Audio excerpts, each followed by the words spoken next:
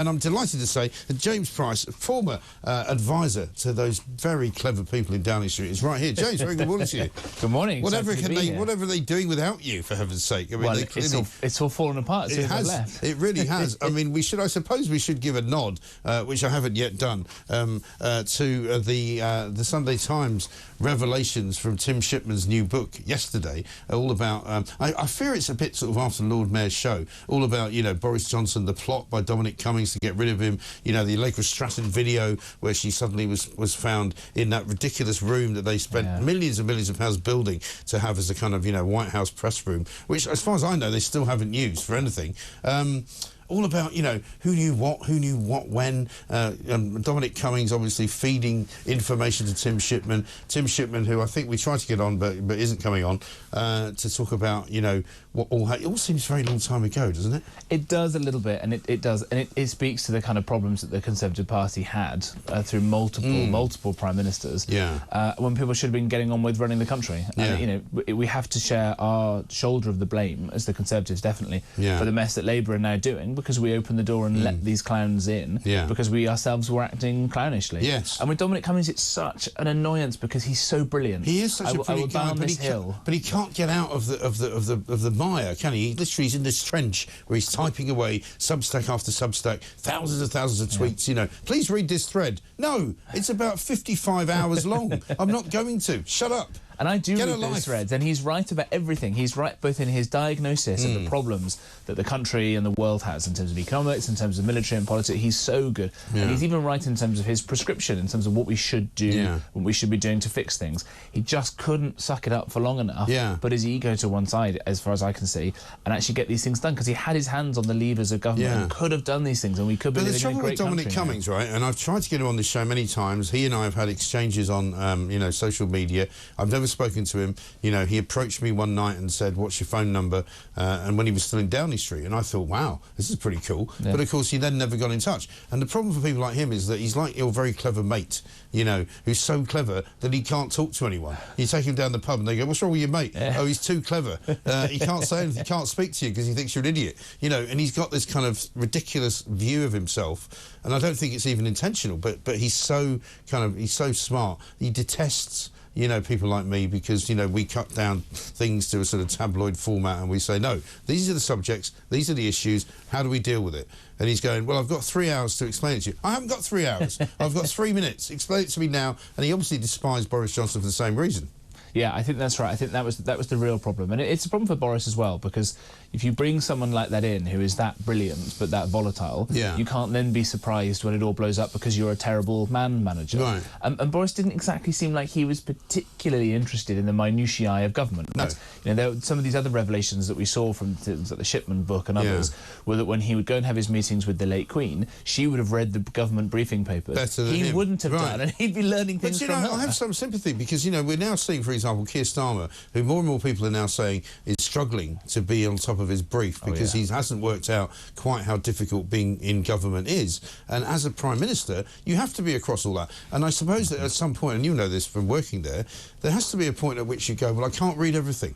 I can't do everything. I can't see everything. I have to rely on my lieutenants. I have to rely on my advisors. I have to rely on my other cabinet members to kind of be in charge of what they do. And I have to be the broad brush guy.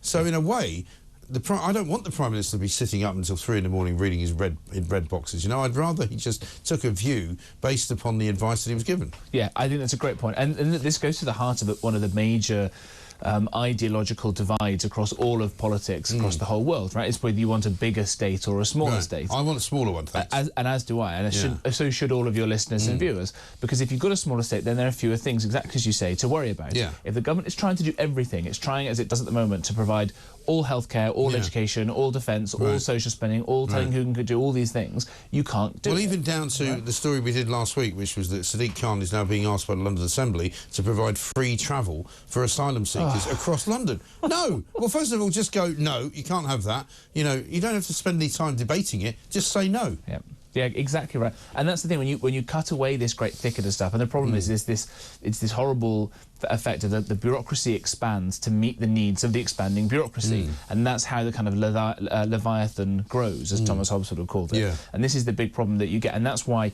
what we're going to need to do when the Conservatives or Reform or whoever get back in after this disastrous Labour government is just hack away at huge amounts of the central government and local government. It's what Trump is talking about doing in the States. I'm sure we'll get onto that. We will. Because there's so much of this kind of administrative state that's tied up in a thicket of lawyers and quangos and all these arm's length bodies, and it stops democratically elected leaders from doing what they can see they need to do. They pull a lever, nothing happens, and that's the result of half the stories we ever talk about. And let's talk about Donald Trump, because on this day, Armistice Day, where we have a situation in this country where people who are young, under the age of maybe 25, maybe under the age of 30, are already saying we don't want to wear poppies because we feel that, you know, somehow poppies have been hijacked by the far right. This was an actual story that appeared in the Telegraph at the weekend. But let's have a look at Donald Trump. He's already fast out of the blocks. You know, he won the election, absolutely no question at all, on Wednesday morning. We were even quite surprised at how quickly we could declare that Donald Trump had won it. It now appears that he's now won Arizona and Nevada and the clean sweep of all the swing states. Have a look at what Donald Trump is going to do to sort out immigration, and tell me this is difficult. Have a look. In honor of Jocelyn, Nungari, Lakin, Riley, beautiful Lakin, Rachel, Morin, and all of the others that are dead and or mortally wounded at the hands of migrants who should never have been allowed into our country, I'm announcing today that upon taking office, we will have an Operation Aurora at the federal level. We will send elite squads of ICE, Border Patrol, and federal law enforcement officers to hunt down, arrest, and deport every last illegal alien gang member until there is not a single one left in this country. And if they come back into our country, they will be told it is an automatic 10-year sentence in jail with no possibility of parole.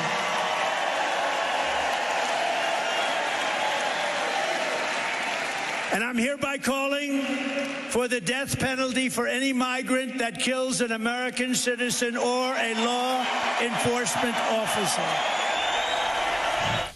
Well, sorry, but, you know, it's not that hard. He's just said all the things that a lot of people in this country want to see in this country, but nobody here has got the cojones to say it. I think that's absolutely right. He's just done it. I think that's absolutely right, and that's why he won. And that's why he won convincingly, better than he did last time. And he won amongst a lot of independent people who, there were stresses about the Trump administration the first time round. I think he probably would accept himself. Yeah, because I think when he came in last time, he was fighting the swamp. This time he's not fighting the swamp because he's part of the established kind of, you know, political Well, he's learned how to fight the swamp. I think before he had the wool pulled over his eyes somewhat. He was pretty green. He'd never been inside government in any way before. And now the guy gets it. He's also got a lot of much better people around him. But it just seems like complete common sense. You know, we've got a huge problem here in the UK, which we should talk about in a minute, about illegal people crossing over. In America, it's millions. It's 4 million. It's certainly 4 million that they know about. Yeah. But it could be like as many as 20 million. The Vice President-elect J.D. Vance is talking about 25 million illegal people. And again, some of them will have crossed over for a better life. Many will, right? Yeah. But of course, the first thing you do in going to a new country, breaking the law, is not a great start.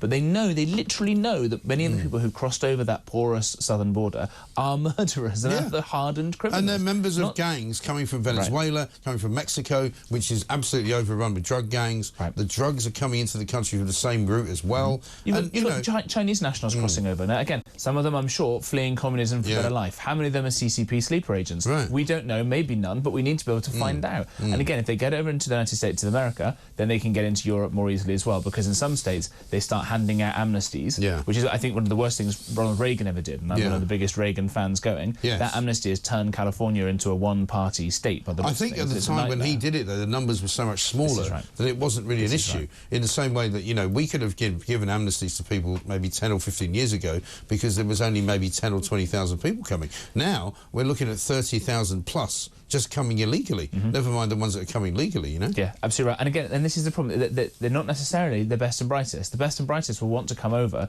using legal routes. And so every person we have who enters this country in the UK on a small boat illegally, it reduces, I think rightly, the public's willingness to tolerate more people coming over. It makes it more difficult to integrate, it's more resources. And again, lots of studies are starting to creep out now, European countries, that the economic and cultural impact that you make in a positive way is correlated on the country you come from. Right? So if you're here in the UK and you're from somewhere like America, you're from somewhere like Europe, you're from Australia or whatever, you are probably going to contribute a lot more in the economy than you take out.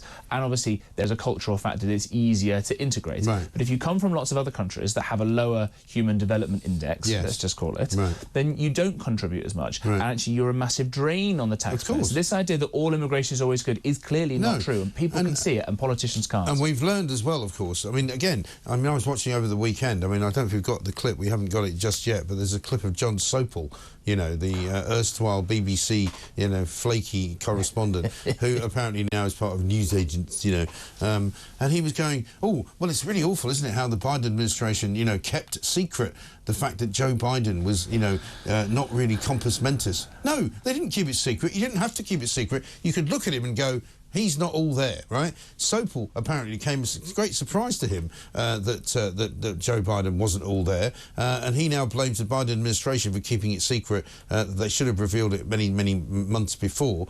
And everybody, and he said nobody saw this coming. Well, I did. I mean, I've been predicting Donald Trump to win for about a year.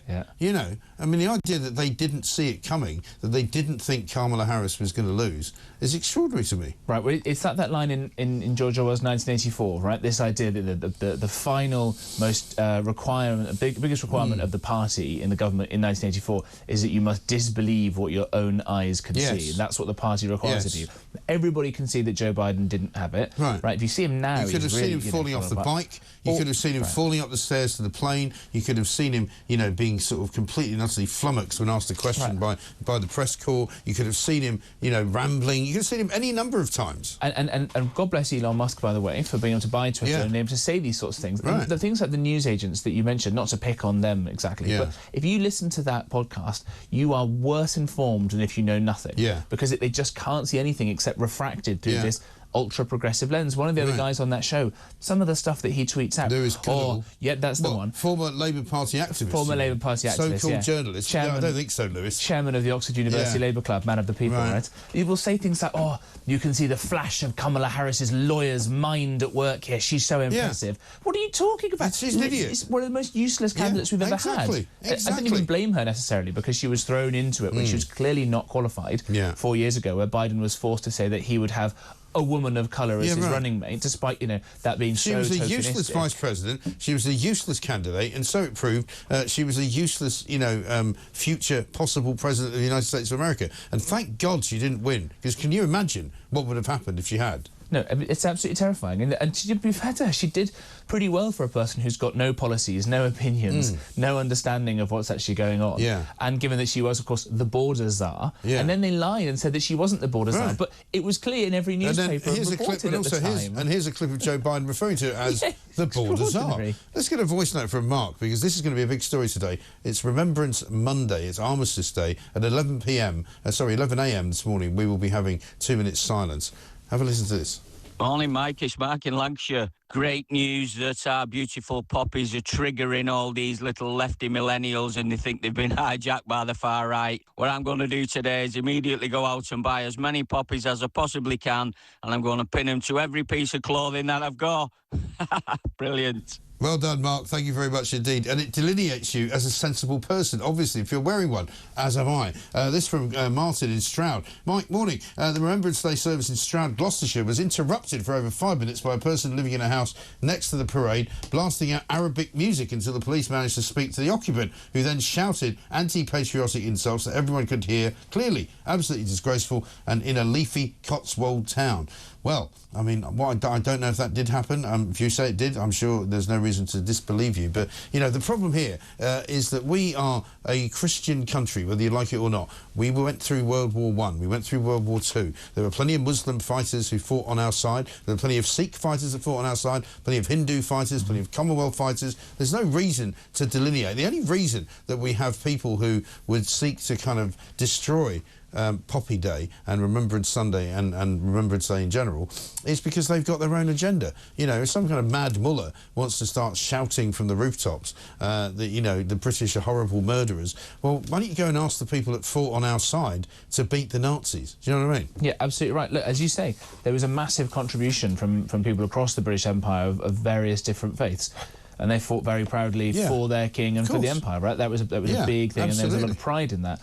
And this is a really complicated, delicate topic that everybody should tread shouldn't be, though. Carefully. But it shouldn't be delicate. Why should it be delicate? You know, it's about honouring the war dead, of course, for God's sake. That 100% I agree with you. I mean, in general, attempts to integrate people in this country, we do a very, very poor job about it. We do. Talking about America, they do a much better job by and large. We are scared. We're scared. And so it's important that we caveat it with things like the contribution that Muslims and Hindus and Sikhs and people like that made in the Great War and in the Second World War as well. And as you say, there are appropriate ways to be able to honour and mark the sacrifices that those people made. At the same time, if you don't understand why many Britons would feel uncomfortable about things like that, or about the scenes in Brighton where at a few minutes past 11 yesterday there was a prayer given in Arabic, and why some people have a problem with that, why some people are made to feel uncomfortable about these things because of the rapid state of cultural change they've seen in many cities across the UK and the connotations of what Arabic being shouted loudly in public spaces means. Right? You go, oh, you're just being a bigot. Well, some people will be being a bigot because of that, and some people might like the sound of a full-throated muezzin giving the call to prayer. But it's not the right place to do it, is it? Well, in the end of the day, it's not right. If it's done alongside many other prayers and things but there's no Christian prayer. It's just a Remembrance Sunday scenario, right? In my little town in Sussex, they had a church service, as they always do. They didn't suddenly go, oh, Christ, we better build a mosque so that we can have a... You know, there are no Muslims there, so don't do it. It's as simple as that. If you want to go to the church service, do. I didn't go. I went to it a few years ago because my kids were involved in it. But, you know, I don't object to the fact that there's Christian prayers being said because they're not being blasted over a loudspeaker. So don't blast anything else over a bloody loudspeaker. And this is why I guess the point about people being not proud to wear a poppy anymore, because they're not encouraged to, they're not explained these sorts of things. One thing you've got to say for Islam in Britain, it's doing very well, it's very successful. Mosques are always full of people, lots of, you see adverts around Ramadan and people saying, you know, give the zakat, which is we have the Ramadan charity lights thing you from give. Sadiq Khan. All of these sorts of things. Thanks very much. And there is, you know, some of it will be being pushed from people, as you say, like Sadiq Khan. A lot of it will be genuine, heartfelt, because lots of Muslims have entered the country in recent years. Lots of people have been born into Muslim families here in recent years. There's not been the same kind of push from central institutions to promote people about things like Christianity or things like the poppy. You've got instead Justin Welby looking like he's fighting for his own skin after it's been revealed that he knew about abusive children. He forgot to mention his paedophile mates. Yeah, quite. Yeah. But people aren't promoting these sorts of things. You know, in schools, have we got a big push for this? Have you got Keir Starmer standing up and explaining to people from the pulpit that he's got why he's so proud to wear a symbol like the poppy and the sacrifices that this country made to keep the world free? Let's not forget that Keir Starmer last year wore a poppy on Remembrance Sunday when he was addressing the nation, and then took it off when he was addressing a Muslim group. Remember that? I didn't know that. Yeah, he did. He removed it. But we'll come back to that. Is the UK PM going to spend time sorting out the many problems of the UK? He always seems to be sorting out the world. Perhaps he could protect the UK borders first, says Jane. Well, he's going to Paris today, apparently. The first time any British Prime Minister has gone to France to celebrate Armistice Day since Churchill. I don't know whether he's trying to draw some kind of comparison, but as they used to say in the United States of America, I knew Churchill, and you are no Winston Churchill, mate, so don't try and pretend you are.